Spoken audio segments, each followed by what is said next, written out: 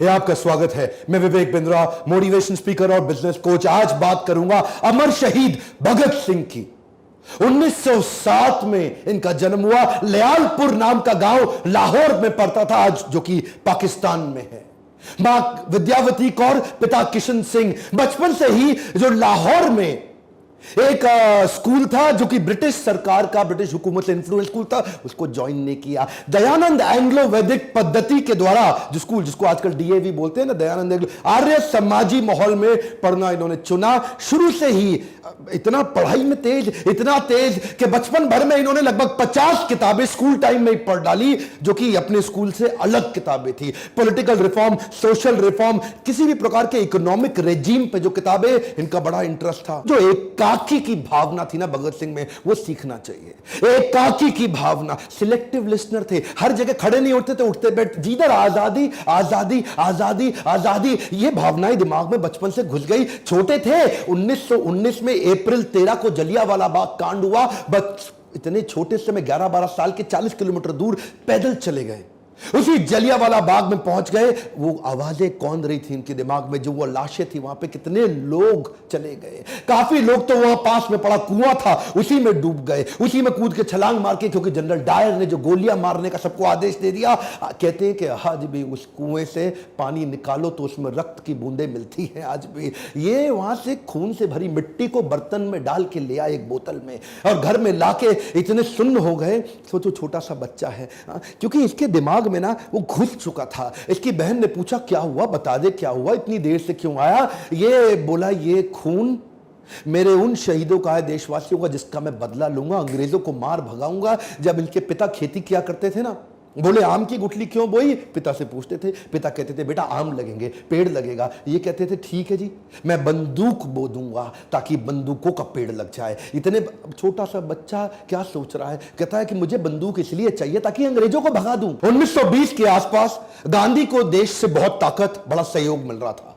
गांधी उस समय पावरफुल आवाज बन चुके थे देश की, जिन्होंने आम जनता की आवाज को उठाया। अहिंसावाद, वो क्या कहते हैं, मुझे लड़ना नहीं है, लड़े बिना अंग्रेजों को, गोरों को भगा दूंगा। नॉन कोऑपरेशन मूवमेंट चालू किया। ये नॉन कोऑपरेशन मूवमेंट आपने इतिहास, हिस्ट्री में जरूर पढ़ा होगा। क्या कहते हैं, असहयोग आंदोलन। गोरों का लाया, गोरों का बनाया, जो कुछ रिजेक्ट करते जाओ, रिजेक्ट करते जाओ, रिजेक्ट करते जाओ, पागल लोग चले जाएंगे देश से। गांधी बोले शांति से करा दूंगा इस काम को, और पूरा देश मान गया।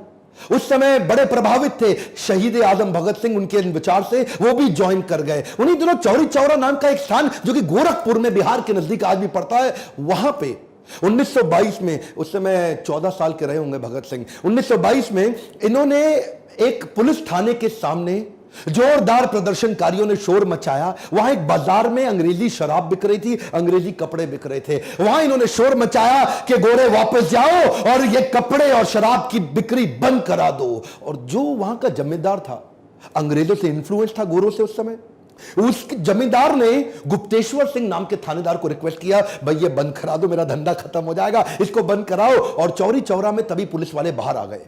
उन्होंने हवाई फायरिंग करी, बोला बंद करो इस आंदोलन को। ये बोले हम क्या कह रहे हैं, हम तो कुछ नहीं कह रहे, हम तो कह रहे हैं हम केवल अंग्रेजी सामान नहीं खरीदेंगे, शराब नहीं खरीदेंगे, कपड़े नहीं खरीदेंगे। लेकिन गुप्तेश्वर सिंह माना नहीं। अच्छा, भीड़ 4000 लोगों की थी। वहीं गुप्तेश्वर सिंह ने कई गोलियां हवा में चलाई, ये नहीं माने, उन्होंने 2-4 को गोली मार दी। वहीं 2 प्रदर्शनकारियों की वहीं मृत्यु हो गई। भीड़ और आग बबूला हो गई। गुप्तेश्वर सिंह ने हवा में और कई गोलियां चलाई, बोला मार दूंगा। फिर सामने गोलियां चलाई, वहां के दरोगा थे ना, वो उनको तो करना था।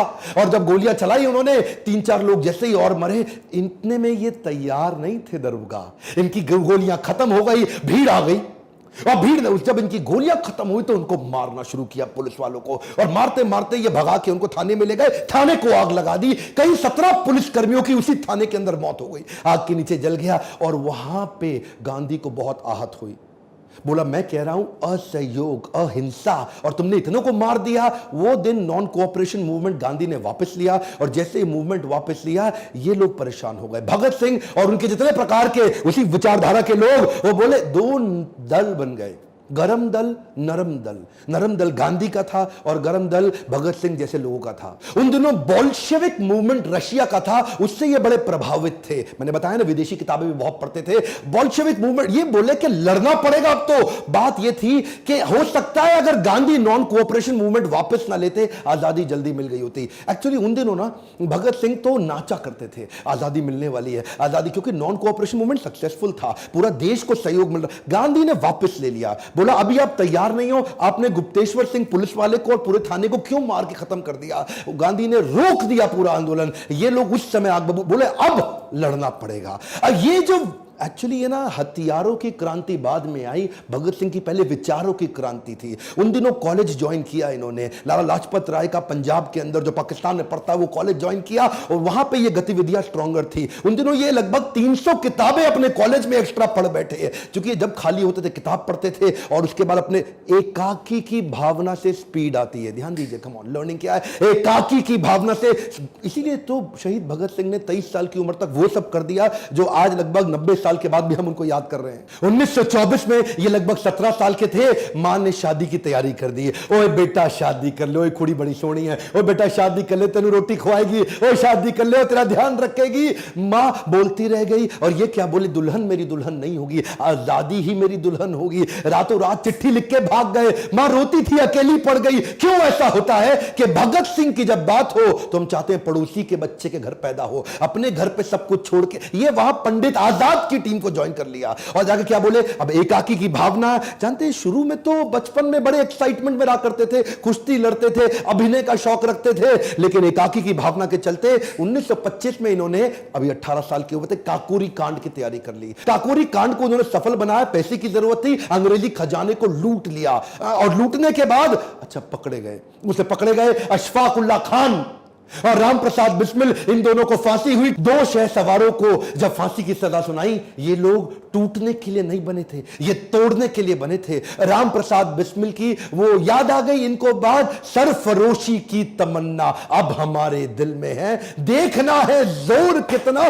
बाजुए कातिल में है। क्या मतलब? सरफरोशी, कटा लूंगा अपना सर, ये मेरी तमन्ना है, और तेरी बाजू में कातिल दम कितना है? मेरी तमन्ना ज्यादा बड़ी है गला कटाने की कि तेरी बाजू में ताकत कितनी है, वो आके देखते हैं। ये आपने सुना तो होगा, मतलब पहचानिए, ये इसको बोलते हैं विचारधारा। सरफरोशी की तमन्ना, अपना गला कटा लेने की तमन्ना, वो ज्यादा बड़ी है कि तेरे बाजू में जोर मेरी कत्ल करने का बाजुए कातिल में है। दशहरा ग्राउंड में चले गए, लिखने में बहुत तेज हुआ करते थे उन दिनों। पत्रिकाओं में, अखबारों में ये लेख लिखा करते थे सोशल रिफॉर्म्स के बारे में, अंग्रेजी हुकूमत के खिलाफ, कभी अपने नाम से कभी बेनामी लेख लिखा करते थे। और ये वहां जाके पर्चे बांटने लगे। दशहरा ग्राउंड में हजारों की भीड़ होती है, अपनी टीम तैयार करनी है, इनको लोग जोड़ने हैं, अंग्रेजी हुकूमत के खिलाफ पर्चे बांटते पकड़े गए, वहां बम फोड़ के भागने लगे, फिर पकड़े गए। और इस बार इनसे, अच्छा, कोर्ट जानती थी कि इसको छोड़ना नहीं है, पुलिस जानती थी अंग्रेजी हुकूमत छोड़ना नहीं है। जब बेल की बात करी, 60,000 रुपए मांग लिए। ये 60,000 रुपए, थोड़ा सा मैं चाहता हूं आज व्यूअर्स को कि विजुअलाइज करो, आज के 60,000 रुपए नहीं, 90 साल पहले के 60,000 रुपए। कितने ही कितने खेत बेच के वो जमानत दे के इनको बाहर निकाला, ये अगली तैयारी में लग गए। 1928 में जब लगभग 20 साल के थे, लाला लाजपत राय, जो कि थे तो उनके गुरु के समान, लेकिन विचारधारा में फर्क था। लाला लाजपत राय नरम दल के थे, ये गरम दल के थे। उन्होंने कन्विंस कर लिया कि साइमन कमीशन के खिलाफ हम नारेबाजी करेंगे, लाहौर में ऐसी नारेबाजी करेंगे कि साइमन कमीशन वापस जाओ, वापस जाओ, वापस जाओ, बिना हथियार के करेंगे। ये लाला लाजपत राय के कहने पे आ तो गए, लेकिन वहां पुलिस वालों ने इन पे इतना लाठीचार्ज किया, इतना लाठीचार्ज किया,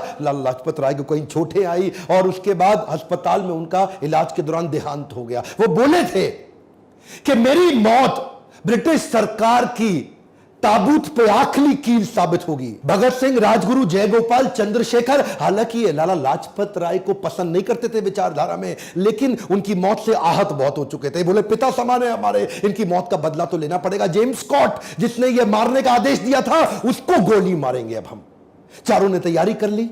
वहां कोतवाली के सामने लाहौर में चारों ने अपनी अपनी जगह बना ली और स्कॉट के बाहर निकलने का थाने से इंतजार कर रहे थे कि गोली मार के भागेंगे उसको। गलती हो गई, स्कॉट की जगह डिप्टी सुपरिटेंडेंट ऑफ पुलिस उस समय सॉन्डर्स, वो बाइक से निकला और राजगुरु ने उस पे गोली चला दी, एक गोली मारी उसको, यहां भगत सिंह भाग के आए, 3 गोली सर में और मार दी, इंश्योर कर दिया खत्म कर दे। पीछे से एक वही थानेदार हिंदुस्तानी था, वो भागते हुए आया था उस समय, बोला चंद्रशेखर आजाद ने तुझको नहीं मारना चाहते, तू इंडियन है, वापस चला जावा, लेकिन क्योंकि वो पुलिस के इन्फ्लुएंस में ब्रिटिश सरकार के था, उसको भी गोली मार के ये भाग गए। डीएवी कॉलेज था वहां पे, उसकी बिल्डिंग के पीछे से, क्योंकि वहां इनकी चलती थी, छुपते छुपाते भाग के निकल गए। अब धरपकड़ चालू हो गई।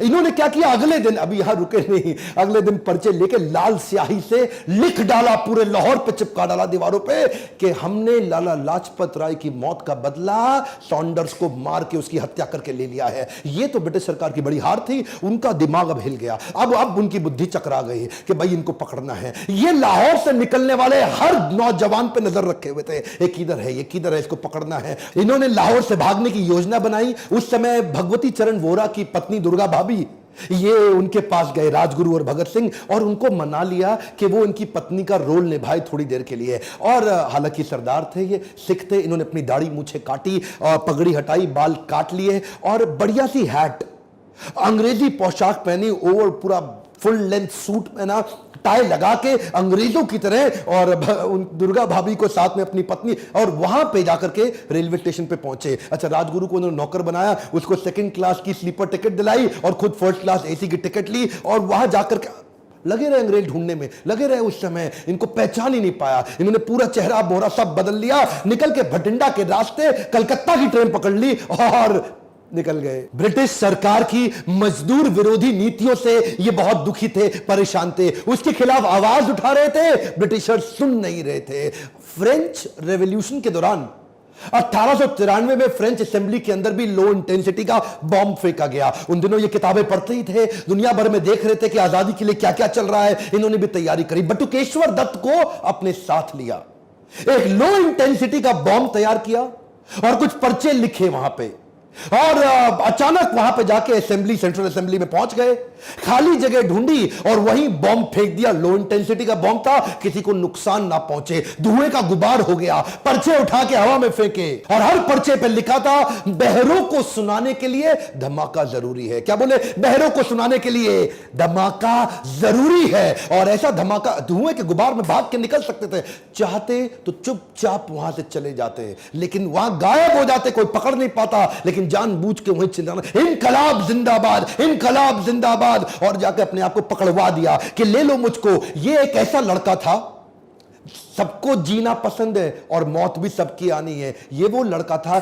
जो अपनी डेथ को डिजाइन कर रहा था। ये चाहता था कि अब मुझे अंग्रेजी हुकूमत पकड़ ले, क्योंकि हो सकता है माहौल ठंडा होने वाला है। सोचिए, एक 21 साल का लड़का अपनी कुर्बानी की, अपनी डेथ को डिजाइन करने जा रहा है, शहीद होने जा रहा है। कहता है मुझको पकड़ो, और मैं तो वैसे ही एनार्किस्ट हूं, मैं तो वैसे ही आपकी हुकूमत की, मुझको गोली मार दो, मुझको गोली मार दो। एनीवे, जिसको फांसी की सजा सुनाई गई इन दोनों को। अब इनका लगभग 2 साल का कारावास था। पर यह एक ऐसे क्रांतिकारी जो जेल में भी आजाद थे, वहां पे भी अपनी क्रांति, नाक को चने चबवा दी अंग्रेजों को, उनके नाक में दम कर दिया। क्योंकि वहां पे फूड और फैसिलिटी ठीक थी नहीं, वहां पे जेल में 10 बाय 10 के कमरे में 10-10 कैदियों को रखते थे, बर्तन ठीक नहीं थे, खाना ठीक नहीं था, रोशनी की सुविधा नहीं, बिजली कोई था नहीं, खिड़की हुआ नहीं करती थी, इतना बुरा हाल। इन्होंने उसके खिलाफ अंदर आंदोलन चालू कर दिया। अच्छा, अंग्रेज इनसे अब घबरा गए थे, बोले यार इसको ना अलग कर दो, सारे इंडियन इससे इंफ्लुएंस हो जाते हैं। एक नया आंदोलन कर दिया इस आदमी ने। ये 64 दिन के अन्न जल त्याग पे चले गए, कहते आम मरण अनशन,